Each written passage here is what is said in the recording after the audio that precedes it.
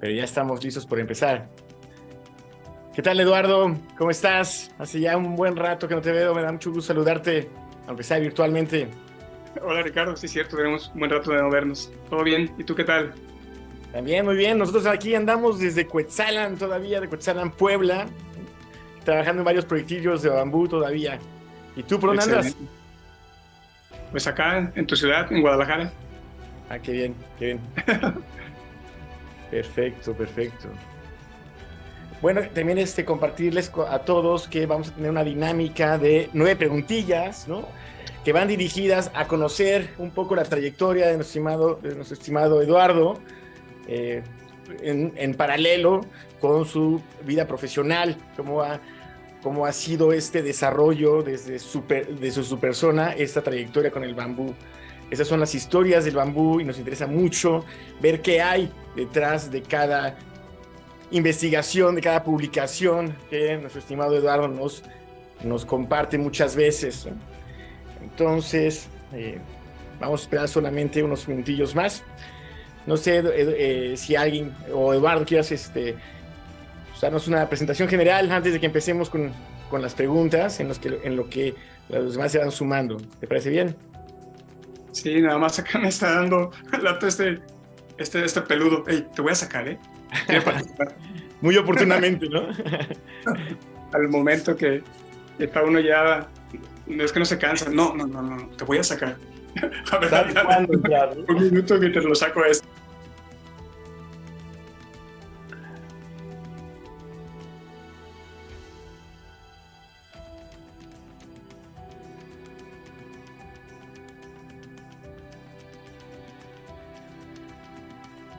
Ahora sí, ya saqué a las molestias. Bueno, pues buenas tardes para todos, buenas noches, no sé, la hora en donde estén en sus países. Pues soy Eduardo Ruiz Sánchez, soy profesor del Departamento de Botánica y Zoología del Centro Universitario de Ciencias Biológicas y Agropecuarias de la Universidad de Guadalajara. Y he estado trabajando con bambú, bueno, cuando inicié mi doctorado, casi hace ya 20 años del inicio, en este maravilloso mundo que en ese momento era totalmente ajeno, ajeno a mí.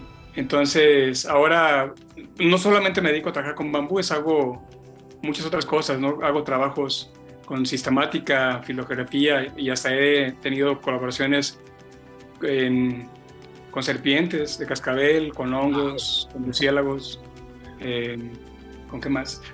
Con otras plantas, desde luego, no solamente hay bambúes. Entonces, en la carrera académica, pues uno puede trabajar en varias cosas, ¿no? Entonces, a mí me gusta mucho la parte evolutiva.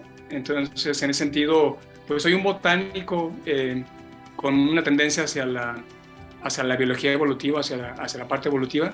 Por eso es mi colaboración con otros tipos de temas. Pero los bambúes realmente pues es el que llena la mitad de mi pasión.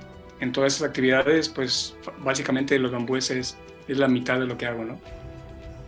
Excelente, excelente, mi estimado Eduardo. Y justamente con esto queremos empezar nuestra primera pregunta, mucho en honor a las personas que se están sumando desde un inicio, a la puntualidad, ¿no? Vamos a empezar con esta primera pregunta, eh, que va referida precisamente a eso, a que nos cuentes un poquito cuál fue ese momento revelador en el que descubriste el mundo del bambú, qué fue lo que te cautivó tanto como para dedicarte a la taxonomía, o sea, en particular, ¿no? ¿Cuál fue esa experiencia transformadora y cómo supiste que esta planta era tu pasión? ¿Puedes contarnos un poquito de eso? Sí, sí, fue totalmente circunstancial. Cuando yo estaba estudiando biología, aquí mismo donde ahora trabajo, eh, me gustaban mucho las plantas. Bueno, cuando está uno iniciando, pues uno inicia en muchas cosas, ¿no? Entonces, finalmente, me gustaron las plantas, me fui hacia el área de las plantas, hacia el área de la botánica, y en particular me fui con las gramíneas, con los pastos. Entonces, ahí fue mi acercamiento con la taxonomía con pastos. Participamos en un par de concursos que antes organizaba eh, la Sociedad de Manejo de Pastizales. Había concursos de identificación de plantas, se ponían plantas sin las etiquetas, y a veces eran fragmentos de plantas y teníamos que adivinar varias cosas, ¿no? Entre ellos el nombre científico y algunos atributos funcionales, digamos, de las plantas. Y ahí empezó mi idea con los pastos. Posteriormente, dije, bueno, voy a hacer un doctorado, porque yo estaba trabajando en una consultoría ambiental y ya tenía la espinita de hacer un doctorado desde siempre, ¿no? Pero dejé un tiempo para estar trabajando. Entonces, viendo muchos lugares donde podría hacer un doctorado con gramíneas, en ese momento era con gramíneas, y en el extranjero o aquí en México, finalmente me decidí aquí en México, y fue cuando contacté a la doctora Tere Mejía, que ella es investigadora del Instituto de Ecología. Entonces me dijo que sí, vamos a trabajar. Dice, pero ¿qué te parece si trabajamos con otate, con bambú? Y yo ya lo había colectado porque habíamos ido a campo, muchas veces a campo, y ya lo habíamos visto y ya lo conocía, digamos, pero no lo había, digamos, considerado en mi vida académica. Entonces fue totalmente así circunstancial. Ella me propuso hacer la tesis del doctorado con la delimitación de lo que en aquel momento eran 2 subespecies en Otatea combinata. Otatea combinata, subespecie combinata, que es la típica, y Otatea combinata, subespecie astecorum, que es la que se describió después. Es decir, típica es cuando se describe una subespecie nueva, siempre tiene que existir el nombre de la subespecie con el mismo nombre de la especie. Esa es una regla en taxonomía. Y dije, bueno, pues vamos a entrarle. Y así empecé literalmente circunstancial en el mundo del bambú. Nunca me imaginé, honestamente nunca me imaginé todo lo que había, o todo lo que faltaba y todo lo que aún falta por hacer. Claro. Es decir, fue como encontrar una mina de oro verde con el bambú, pensando desde el punto de vista académico, desde el punto de vista evolutivo, y entender muchas cosas con los bambúes, sobre todo pues los de aquí de México, ¿no? Más que nada, que es donde me muevo más. Entonces así fue mi inicio, un inicio totalmente circunstancial, donde no me imaginé, yo creo que nadie se imagina lo que le depara el futuro, y eso es lo bonito de la vida. Claro, creo que es una coincidencia con varios bambuceros, eso que nunca se supieron que finalmente se iban a dedicar a esto después de varios años más, ¿no? Supongo que tú te pasó en algún momento, ¿no? Que en algún momento dijiste, sí, claro, el bambú se encontró en mi camino, yo me lo tuve que haber encontrado a fuerza, ¿no? Pues no fue así, o sea, no lo siento así, fíjate, yo lo siento que fue circunstancial, y te digo, yo tenía una forma de pensar mucho más evolutiva, y yo tenía esa idea más hacia la evolución de las cosas, de las especies. Entonces, hasta como muchos años después, pero muchos años después me cayó el 20. Es decir, okay, caray, caí en un buen lugar. ¿Y eso recuerdas que fue en algún momento en particular, o simplemente se fue dando como algo natural? O sea, algo que descubriste quizás, ¿no? No sé, cuéntanos si hay algo particular que donde te encontraste en ese momento. Sí, cuando estaba en justo fue en el doctorado, ¿no? En el doctorado uno tiene crisis y tiene uno a veces conflictos con los directores, es normal, es típico, ¿no?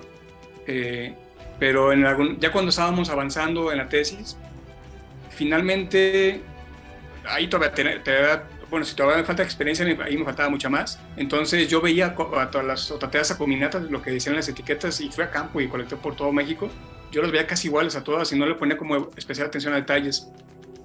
Un colega de aquí, un amigo, Pablo Carillo, colectó una planta y era totalmente diferente a las que yo había visto en los herbarios. Los herbarios son esas colecciones biológicas donde tenemos almacenados muestras de plantas deshidratadas con datos de localidades, fechas de colecta y dónde están colectados, ¿no? Que eso es sumamente importante para nosotros. Él colectó por primera vez una planta que no sabíamos, entonces yo en un momento pensé que era Otatea glauca, una de las que ya se había descrito por Lynn Clark y Gilberto Cortés por allá por el 2003. Y fue hasta que fui a colectarla a campo, precisamente en Chiapas, que dije, no, esta cosa es totalmente diferente. Y estaba muy contento porque iba a ser mi primera especie nueva que iba a describir. Wow. Entonces yo creo que ese fue el punto de quiebre, cuando dije, caray, yo nunca en mi vida como biólogo pensé que iba a describir alguna especie, nunca. Claro. Absolutamente nunca. Entonces ahí fue el punto de quiebre que dije, bueno, aquí hay algo interesante y hay que seguirle. Claro, pensarías que ya todo está escrito, ¿no? Y de repente ya tienes una especie que has descubierto. ¿Y ha sido la única?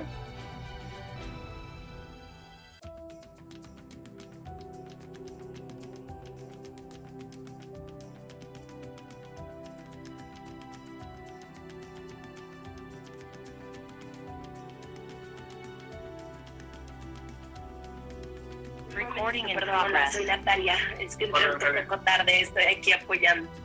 Nos dimos cuenta que no coincidían, digamos, lo que estaba descrito y lo que yo había visto como Tatea Fimbriata en campo en Chiapas, no coincidía. Y justamente otro punto de quiebre fue cuando fui con Jimena Londoño en el 2007. Fui a colectar porque ya había una Tatea Fimbriata en Norte de Santander. Entonces nos aventamos una aventura muy bonita con Jimena y ahí fue cuando dije, wow, el bambú es otra cosa. Porque Jimena, sabemos la experiencia que tiene con bambúes de muchos años y como una gran taxónoma y como una gran emprendedora también con bambú. Entonces al ver la casa de su mamá allá en la finca, construida con bajarete, de bambú, todas las plantas que ya tenía cultivadas, y luego cuando fuimos a campo a ver los bambúes, ella ya conocía localidades y llegábamos y mira, es esta Merostakis, perdón, es Elytrostakis, que para mí era totalmente nuevo. Cuando fuimos al páramo y ver las chusqueas en el páramo a 3.400 metros más o menos, allá en Ábrego, y fue una travesía de rentar un Willys para que nos llevara hasta allá. No, fue algo espectacular. Haber visto y colectado la tatea que en ese momento yo ya conocía, la de México, dije, no, Jimena, aquí hay algo diferente. Pequeñas cosas diferentes, pero no, la dejamos finalmente como Tatea Fimbriata en ese momento porque no teníamos floraciones. Y algunas veces las flores nos pueden servir de mucho para taxonómicamente diferenciar a las especies.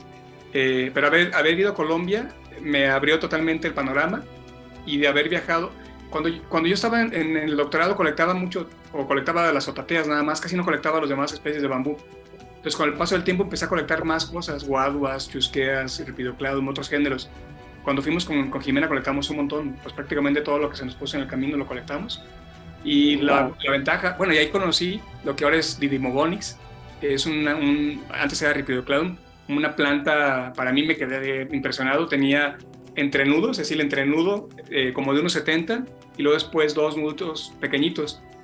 El año pasado que estuve en Perú, colectamos una Aulonemia que no era tan alta como esa medía como 17 metros creo, esa de acá es mucho más pequeña, pero tenía un entrenudo de 2 metros, como 2 metros y medio creo. O sea, 2 metros y medio, para mí fue algo impresionante. Y por ahí hay otro bambú que tiene como 4 metros de entrenudo. Es decir, hay cosas muy impresionantes con bambúes. Y uno cuando piensa, bueno, ¿y por qué lo tienen así? O sea, ¿cuál ventaja evolutiva le da tener un entrenudo tan larguísimo? O sea, ¿por qué? ¿Cuál es la solución, digamos, en el sentido físico, en el sentido estructural, que hace que crezcan de esa forma, ¿no? ¿Cómo son sus fibras? ¿Qué tan resistentes pueden ser? ¿Se emplean para algo? Es decir, todas estas cosas uno las empieza a pensar, y yo no pensaba así. Yo pensaba totalmente en la parte más evolutiva, ¿no? Entonces, cuando empecé también, otro punto de quiebre fue cuando fui con la American Bamboo Society de Estados Unidos a las reuniones anuales y vi que eran reuniones muy agradables en el sentido de que muy relajadas, nada de lo académico. Yo estaba muy acostumbrado a las reuniones académicas, congresos académicos, y allí era una reunión mucho más relajada, más cordial, y fue cuando dije, no, aquí es otra cosa que tenemos que hacer más divulgación, hacer las cosas más fáciles para la gente. No solamente es decir, tenemos nuestro foro científico, muy científico, pero finalmente no está peleada la parte fácil, la parte de explicar todo, y aún así a la gente científica de lo que uno hace de forma más amigable y que la gente entienda el valor del trabajo que hacemos como taxónomos. Claro. Impresionante. Ya estará de vuelta Ricardo. Gracias. Nada más aquí, como para hacer un pequeño puente entre esto que nos estás comentando. Cuando hablamos del bambú, rara vez pensamos que el bambú que hay especies mexicanas, ¿no? Que siempre creemos que el bambú es asiático. Nos hemos encontrado mucho esa como afirmación, ¿no? En el común, digamos, ¿no? De que tenemos la percepción de que el bambú no es una especie mexicana, digamos, ¿no? Que el bambú es una especie exógena, ¿no? Que no deberíamos usarlo tanto. Y no sé qué nos puedes comentar acerca de esto. Y también, ¿cuál crees tú que es el papel del bambú en este entorno de deterioro ambiental, de cambio climático, ¿no? ¿Qué papel crees que juegue? Sí, cuando nosotros pensamos en bambú, y hasta yo me incluyo, pensamos en el panda. Indudablemente estamos conectados con panda y bambú. No hay otra forma de desconectar esas dos especies, ¿no? Un bambú, bueno, los pandas comen muchas especies de bambú, y el panda. Después, cuando ya tenemos un poquito más de conocimiento de bambú, pensamos en el bambú, sobre todo acá en el neotrópico, en la parte tropical, el bambú amarillo, ¿no? La Bambusa vulgaris, que es muy común, la bambú verde. Y para nosotros es el bambú. Todo lo demás, que la gente los ha visto, los ha tocado, los ha utilizado, no son bambú. Son otate, son carrizo, son cualquier nombre común que la gente le diga, ¿no? Entonces, la palabra bambú está asociada al panda y está asociada a esta especie. No la asociamos como mexicanos a nuestras especies nativas, ¿no? Que tenemos un montón. Entonces, esta asociación, esa parte que tratamos de hacer ahora de culturización, es decir, tratar de que la gente entienda que los bambúes es una palabra genérica para un montón de especies en el mundo y que cada localidad en cada país le puede decir de una forma común, particularmente a especies diferentes, ¿no? De bambú. Entonces, eso es algo que tratamos de hacer con las charlas, ¿no? Tratar de hacerle ver que a la gente hay bambú en México y la gente a veces ni lo cree, ¿no? Y ya cuando le empiezas a decir que han escuchado hablar de las burritas de otate o de las canastas de otate, pues esto es un bambú. Y ya la gente dice que, entonces ya asocian otate y bambú, que es lo mismo. Y en la otra parte de la pregunta, ¿qué me decías? Me quedé con esta idea del bambú y los pandas. Sí, que ¿cuál era el papel del bambú en este torneo? Sí, los bambúes, como muchos árboles y muchas plantas y muchos organismos que capturan carbono, son igual o mejores o peores. Es decir, no hay mejor ni peor ni malo, simplemente la percepción con la que nosotros lo estudiamos. Entonces los bambúes no son la planta maravillosa que van a salvar el mundo, no es cierto. Los que van a salvar el mundo son todas las especies, toda la biodiversidad. Entonces debemos de conservar la biodiversidad, porque si conservamos cultivos de bambú, vamos a estar cultivando monocultivos como estamos haciendo con cultivos de caña de azúcar, como cultivos de maíz, de sorgo, de trigo. Es decir, necesitamos conservar todo lo que hay en el entorno al bambú. Si la gente sale a campo y sale a ver bambú, el bambú no está solito formando manchones grandes. Bueno, hay lugares que sí lo forman gigantes porque compiten muchísimo con los árboles. Pero si yo voy aquí en Guadalajara a la barranca de Huentitán, es un bosque tropical caducifolio con una gran diversidad de especies y ahí está el bambú. Entonces, es un componente más de la biodiversidad que tenemos en el planeta. Pero hay especies que sí son muy útiles para la captura de carbono, para hacer transformaciones de este material lignocelulósico y utilizarlo como sustituto de madera.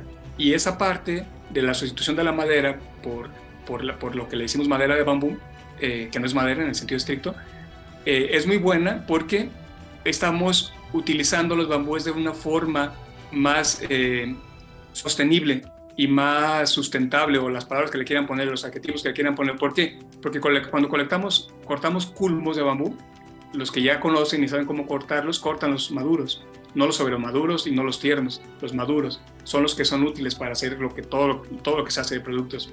Entonces, cuando cortamos esos culmos, los procesamos, lo utilizamos en cualquier forma, estamos almacenando el carbono, como lo hace la madera, pero no estamos matando a la planta.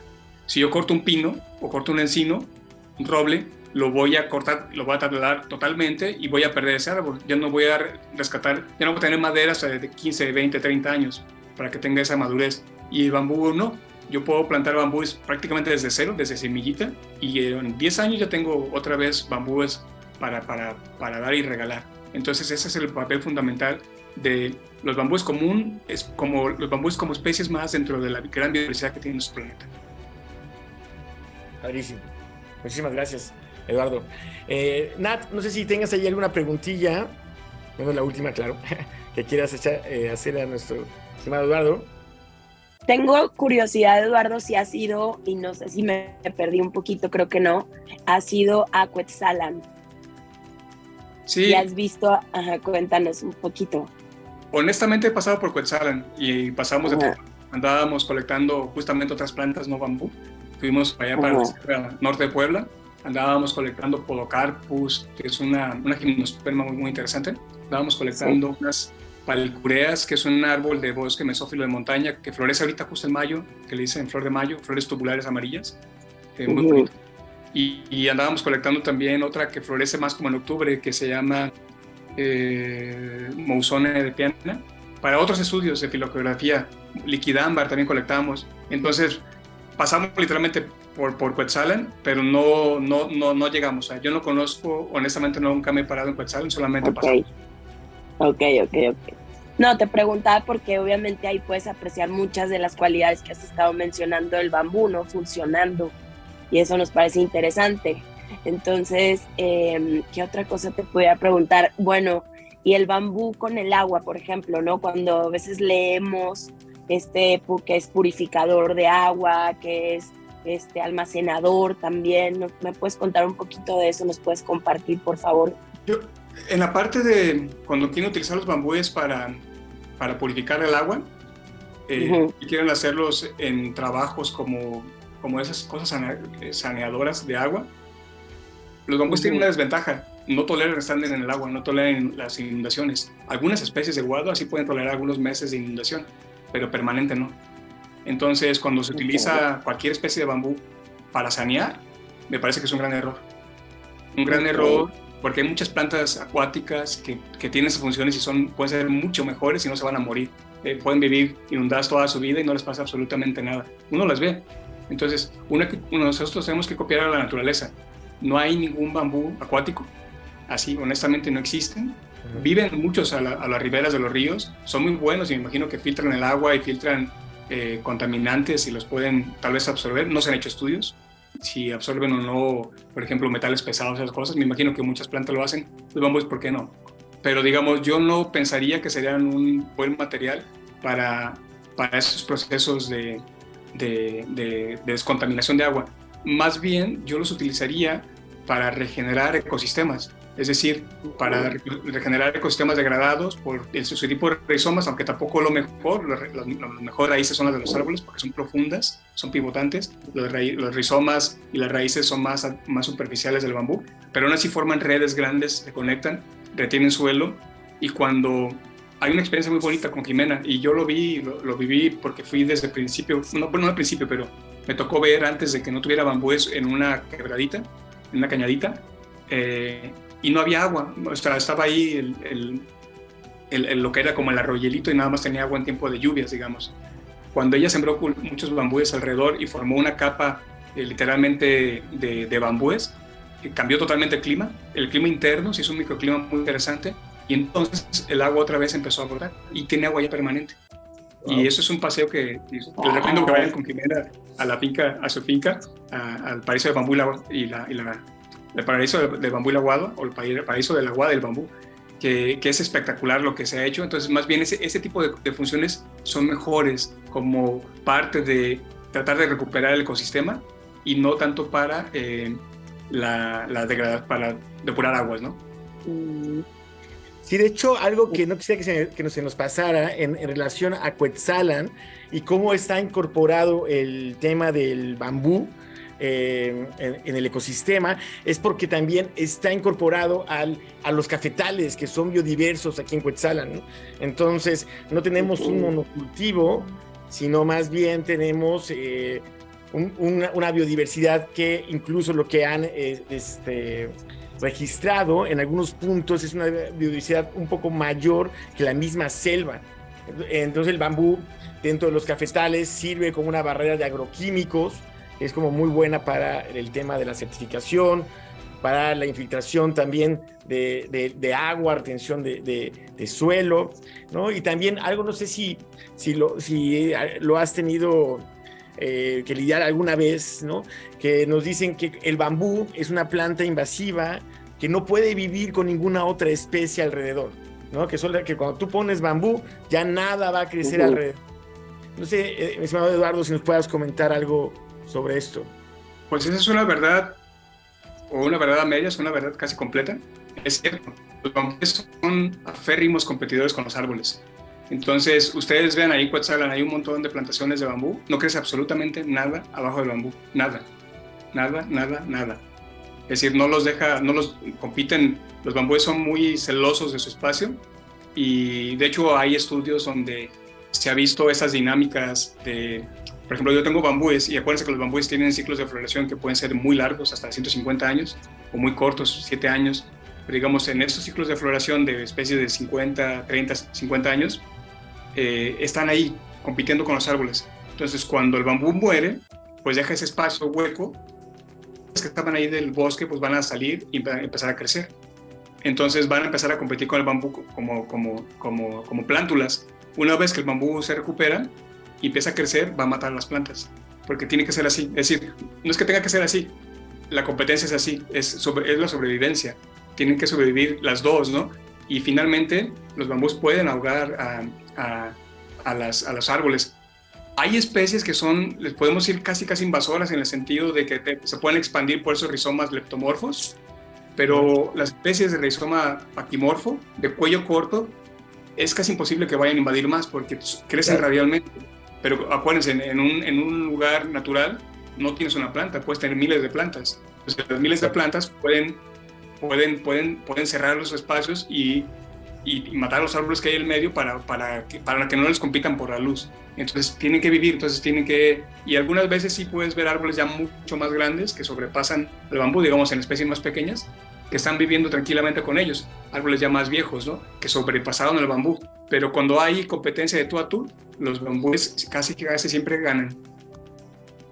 Interesante. Ojalá que un día tengas oportunidad de visitarnos aquí en Cuetzalan para ver varias de esas cosas, ¿no? De cómo el bambú se integra en el paisaje, como si, por ejemplo, hay especies, el leptoformo, que sí, finalmente sí va tomando camino, y si lo dejas crecer, sí, se va, lo tenemos claro. Y hay otras especies que, pues, hace, como sí, el paquiformo, ¿no? Haces un manchón y parece más bien como convivir con el ecosistema. Valía mucho la pena platicar acerca de eso, ¿no? En un tiempo que tengas la oportunidad de venir por acá. Casi se nos acaba tiempo, mi estimado Eduardo. Vamos a tener que saltarnos varias preguntas y llegar a la última. Si quisiéramos entendemos el valor de tu trabajo como taxónomo, ¿no? Que es crucial para comprender el bambú, ¿no? ¿Tú qué te imaginas que estás dejando como legado después de todo lo que tú has hecho? ¿Qué es lo que te imaginas que es la forma de tu legado? Híjole, esa es una pregunta como muy... no sé, que la respuesta puede ser como muy arrogante o muy narcisista. No sé, ahí va a quedar. Porque lo que uno escriba, lo que uno deje, va a quedar. Es decir, acuérdense el dicho, planta un árbol, bambú ya escribí, no he escrito libros, he escrito artículos. Entonces los escritos van a quedar ahí. Entonces ahí quedan. Van a quedar. Uno va en este mundo es pasajero, todos somos pasajeros. Entonces lo poquito, lo mucho que hagamos va a quedar. Y yo creo que uno no debe pensar en eso, lo que va a quedar, sino más bien uno es hacer las cosas que hace y hacerlas pues con amor y hacerlas bien, ¿no? Eso es lo que puede quedar. Es decir, que quede la esencia de lo que hice, no de lo que dejé como tal, ¿no? Eso es lo que me gustaría. No, pues buenísimo, mi estimado Eduardo, buenísimo. No sé, Nat, si quieras hacer una pregunta más o alguien del público que se ha quedado con alguna inquietud, que nos pueda escribir por el público, escribieron una. Ya escribieron una que dice: hola, ¿cómo se integra de manera subterránea el bambú con la llamada Redwood Wide Web, red subterránea de hongos que le proporciona nutrientes y ayuda a compartir recursos entre ellos? Hay todavía mucha falta de conocimiento acerca de cómo los hongos realmente interactúan no solo con bambú, interactúan con muchísimas plantas, ¿no? Ahí ya se sabe de familias, digamos, familias botánicas que no tienen interacciones con los hongos. Los bambúes sí tienen interacciones con hongos deformadores de micorrizas, no de los endomicorrícicos, es decir, de las que se meten a la célula y hacen que la planta tenga mejor utilización, sobre todo el fósforo. Entonces, los hongos forman como tipo micelios, entonces permite como conectarse, y todavía se desconoce mucho cómo es esa red interna, es decir, cómo se conectan las plantas a través de las redes de hongos. Debe de ser algo interesante. Muchos dicen que sí existe, yo pienso que sí existe, como que sí hay una conectividad dentro del suelo, pero todavía hace falta mucho conocimiento acerca de eso. Dice Jimena: querido Eduardo, qué lindo este conversatorio, te admiro mucho. Un abrazo, Jimena. Yo también te admiro mucho, mi gran maestra. Todos admiramos a Jimena. Es la famosa Jimena, bienvenida. Maravilloso. Oye, entonces entendemos que crecen los hongos, que crece un sotobosque, digamos, en el bambú, ¿no? Sí. Y por ejemplo, los hongos que nosotros vemos, que forman como sombreritos y ese tipo de estructuras que son son ectomicorrícicos, estos viven por fuera de las células, se meten en las células, pero no dentro de las células. y después sacan esos cuerpos como fructíferos que son, se van a reproducir. Los que tienen los bambúes son otros hongos microscópicos pequeñitos que se llaman endomicorrízicos. Viven dentro de la célula y forman como una red dentro de la célula y luego salen para compartirlos, para extraer nutrientes. Hay una asociación ahí simbiótica con los bambúes y esos hongos. Y el otro día estuve leyendo un artículo de una revisión. Hay muy pocos trabajos de estos tipos de asociaciones de hongos endomicorrizógenos en bambúes de acá, del neotrópico de América. Hay muy pocos con bambúes en Asia, en India, sobre todo en China, pero acá muy poquita información, muy poco. O sea, hay un mundo de cosas por estudiar todavía con bambúes. Sin duda, sin duda. Y te iba a preguntar también hemos encontrado abejas especie meliponas dentro de los bambúes, ¿no? No sé si hay alguna particular o es la genérica o... Acuérdense que también hay organismos que llegan y ovipositan, hacen huevitos, abren un huequito en el bambú y llega la mariposa y pupan allá adentro y después sale. Entonces esos huequitos los utilizan otras especies, hormigas, abejas, para hacer anidaciones. Es decir, ya no matan al bambú como tal, simplemente están viviendo en ese huequito. Y si el hueco se va haciendo más grande, uno puede encontrar hasta ranas y otro tipo de cosas ahí. Es decir, hay asociaciones biológicas con otras especies que desconocemos todavía, ¿no? Desconocemos mucho. Y bueno, los bambúes pues igual tienen hay chinches que los atacan, unas chinches pequeñitas que se llaman alas de encaje, como si fuera un encaje. Viven en las hojas, se chupan las hojitas y se ven esas manchitas como blancas, pero es una asociación natural, digamos, normal, pero no matan al bambú. Entonces hay cosas que sí lo pueden matar, ¿no? Pero digamos, hay toda una diversidad viviendo dentro de los bambúes, tanto cultivados como los silvestres. Padrísimo. ¿Cuánto tiempo queda? Ya nos quedan solamente 3 minutillos para una última pregunta. 3 minutitos. Hay varias en el chat, pero creo que lo más importante es preguntan dónde podemos seguir escuchando de ti, Eduardo, leyendo y también aprovechando de Jimena. ¿Dónde podemos contactarlos? ¿Dónde podemos seguir escuchando de ustedes? Leer lo que han escrito, por favor. Híjole, a veces me da pena eso porque finalmente como científicos escribimos muchas cosas en inglés y hay artículos a veces muy complicados en el sentido taxonómico, en el sentido más científico, pero tratamos de escribir de vez en cuando cosas más de divulgación. Pero bueno, a mí con gusto me pueden contactar en mis redes sociales. Estoy en Twitter como Ruiz Lalo, en el Facebook estoy como Eduardo Ruiz Sánchez y me pueden escribir a mi correo particular en cualquier momento.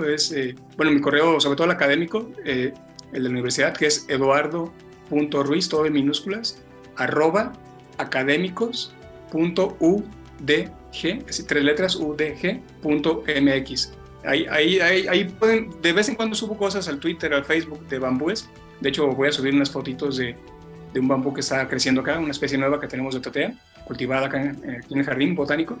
Y va a estar interesante. Ha crecido, no es alta la especie, va a tener cuando mucho 1,5 metros o cuando mucho 2 metros. Y ya creció en 2 semanas 70 centímetros. ¡Wow! O sea, ¡Wow! Tan chiquito. Eso lo crece en un día cualquier otro bambú, esos gigantes, ¿no? Sí. Muy bien, pues como siempre nos quedamos con muchísimas preguntas, mi estimado Eduardo. Muchísimas gracias por acompañarnos, por compartir tu conocimiento, que sabemos que es muchísimo. También muchas gracias a todos los que nos han acompañado. Vamos a intentar estar haciendo esto de las historias del bambú una vez al mes y esperamos que nos sigan. Muchísimas gracias a todos. No sé nada, Eduardo, si quieren dar unas palabras de despedida para cerrar el conversatorio. Nos falta un minutito. Eduardo, por favor. Muchas gracias, Antonio y Natalia, por la invitación. Muchas gracias a todos los que estuvieron aquí viéndonos, escuchándonos. Contáctenos, por favor, cuando tengan alguna duda y si sabemos canalizarla, con gusto les damos alguna respuesta. Y pues éxito con los nuevos conversatorios que van a seguir cada mes y que el bambú nos siga uniendo. Excelente. Muy bien, Nat, ¿algo? ¿No? Perdón, me entró una llamada. Muchísimas gracias, nada más. Un honor compartir, estamos viéndonos, ahora sí que estamos viendo por aquí mucha información también, nos interesa saber, aprovechando, comprometemos a Jimena para escucharla hablar también aquí sobre Claro que bambú. sí. Buena idea. ¿Verdad? Gracias, nada, perfecto. Gracias. Jimena, te contactaremos. Muy bien, mi nombre es Ricardo Leiva. Síganos en www.octave.com. Saludos, hasta el próximo. Muchas gracias.